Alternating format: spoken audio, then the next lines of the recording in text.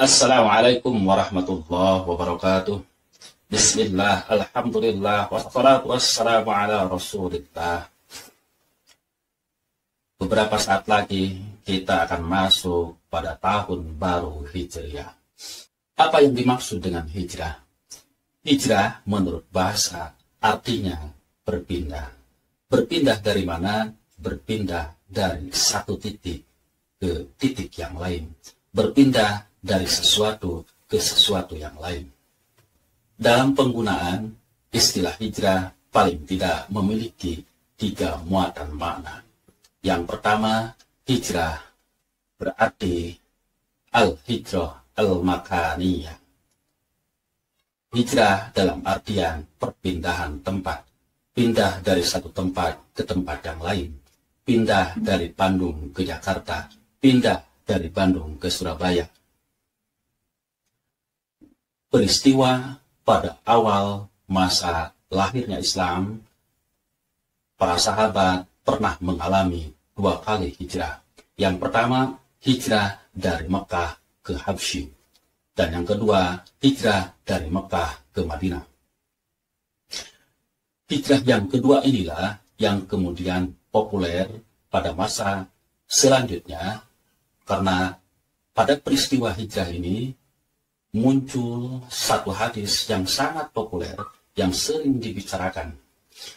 Qala Rasulullah sallallahu alaihi wasallam, "Innamal a'malu binniyat wa innama likulli imri'in ma nawa, faman kana hijratuhu ila Allahi wa rasulih fa hijratuhu ila Allahi wa rasulih, wa man kana hijratuhu ila dunya yusibuha aw imra'atin yankihuha fahijratuhu ila ma hajara ilaih."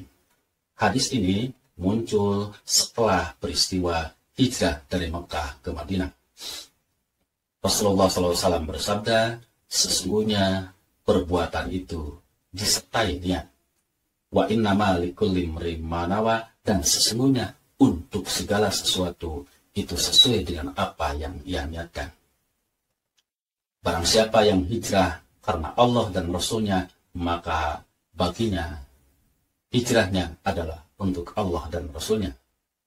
Dan barang siapa hijrahnya itu karena pertimbangan dunia atau karena alasan perempuan untuk dinikahinya, maka hijrahnya sesuai dengan apa yang ia niatkan. Saudara-saudara sekalian, hijrah dalam pengertian pertama, al-hijrah al-makaniyah, hijrah dalam artian perpindahan tempat, pindah dari Makkah ke Madinah, bisa kita ukur. Dari mana hijrahnya dan sampai kemana? Apakah seseorang itu telah sampai kepada tujuan hijrah atau belum? Maka dalam hijrah makannya bisa diukur, bisa ditentukan. Hijrah dalam pengertian kedua adalah hijrah perbuatan, al-hijrah al-fi'liyah, hijrah yang berbentuk perilaku.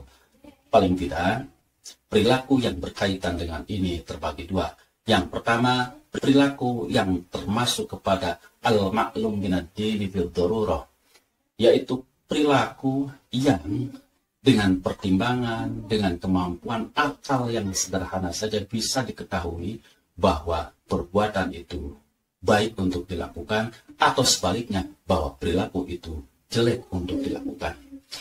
Nah, perilaku-perilaku yang termasuk pada pokok agama ini masuk pada bagian pertama ini.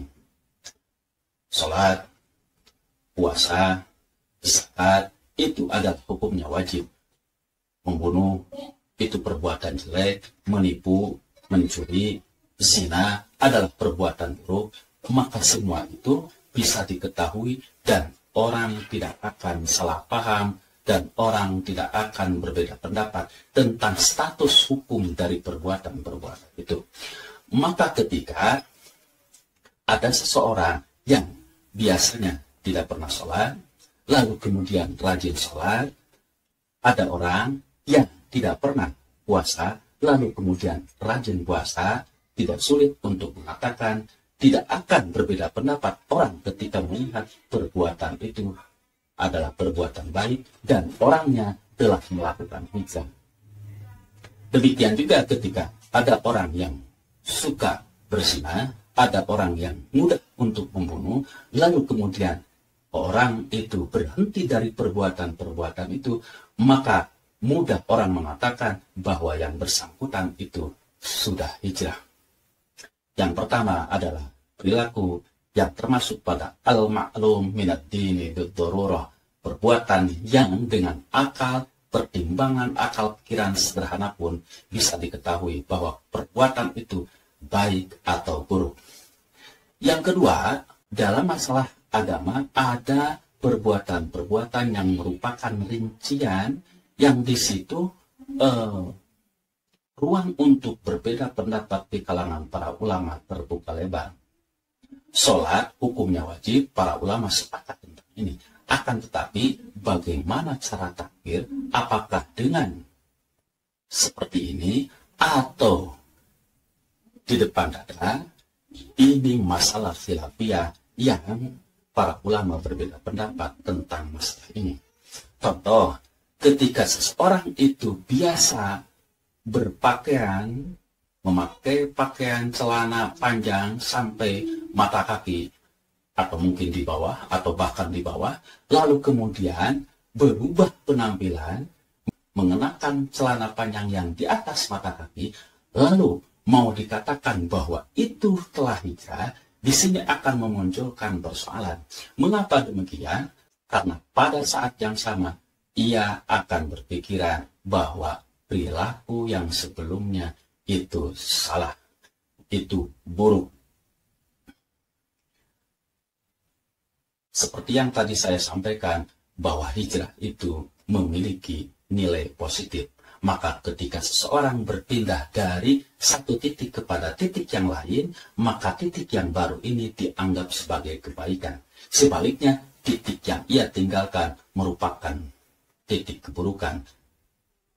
Kalau kita tarik dalam satu perbuatan, maka perilaku yang baru ini dianggap sebagai perilaku yang baik, sementara perilaku yang sebelumnya merupakan perilaku yang buruk. Nah, di sini akan memunculkan persoalan ketika masuk dalam wilayah khilafiyah. Ketika seseorang misalnya terbiasa mengenakan pakaian batik, tapi kemudian ia berpindah perilaku dengan memakai gamis, gamisnya itu tidak menjadi persoalan, dan batiknya juga tidak menjadi persoalan. Yang menjadi persoalan adalah ketika perpindahannya itu mau disematkan kata hijrah yang pada saat yang sama lalu memiliki pandangan kalau memakai dasi, kalau memakai batik itu kurang baik. Padahal kedua warna, kedua bentuk, kedua model pakaian ini dibolehkan selama menutup aurat. Disinilah kerancuan akan muncul ketika istilah hijrah mau disematkan pada perilaku-perilaku yang di situ akan memunculkan ragam pendapat di kalangan para ulama. Pengertian atau makna ketiga dari hijrah adalah al-hijrah al-batiniyah. Hijrah yang berbentuk batin, yang berupa batin, yang berupa gerak-gerik hati. Nah, jika perpindahan antara satu tempat ke tempat yang lain bisa diukur dengan jelas, jika perbuatan yang termasuk al-ma'lum minad dini bid-darurah, perbuatan yang dengan akal sederhana bisa ditentukan bahwa itu perbuatan baik, maka di atas permukaan bisa ditentukan bahwa seseorang itu sudah hijrah atau belum. Maka kemudian dalam perilaku yang rinci, yang detail, yang di situ muncul ragam pendapat di kalangan para ulama, akan memunculkan persoalan ketika disematkan istilah hijrah. Maka demikian pula hijrah dalam bentuk batin, hijrah dalam wilayah hati seseorang, maka di situ kesamaran akan muncul. Bagaimana mengukurnya, apakah seseorang itu telah hijrah atau belum. Bisa jadi dalam satu perilaku seseorang, bentuknya sama, padahal hatinya sudah terjadi perubahan. Bentuk sholatnya, praktik sholatnya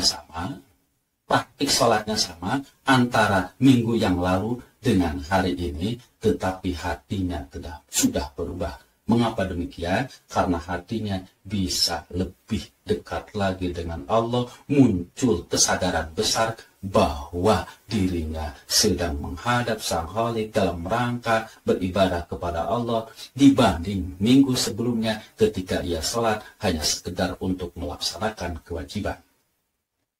Bisa jadi perubahan hati itu bersamaan dengan perubahan perilaku. Bisa jadi yang asalnya jarang-jarang sholat karena memang kemalasan, lalu kemudian rajin sholat, hatinya juga rajin sholat, hatinya juga disertai dengan kesadaran hati bahwa perubahan itu atas dasar panggilan dari Allah, atas dasar bahwa ia menjalankan perintah Allah Subhanahu wa Ta'ala.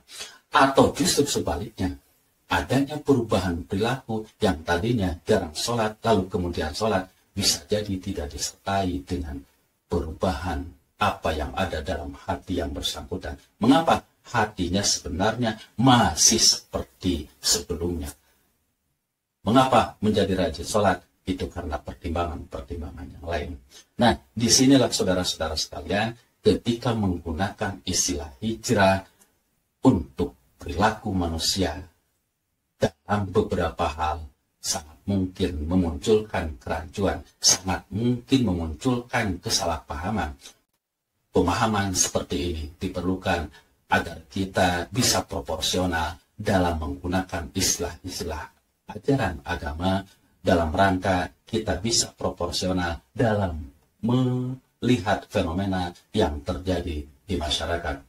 Mudah-mudahan ada manfaatnya. Assalamualaikum warahmatullahi wabarakatuh.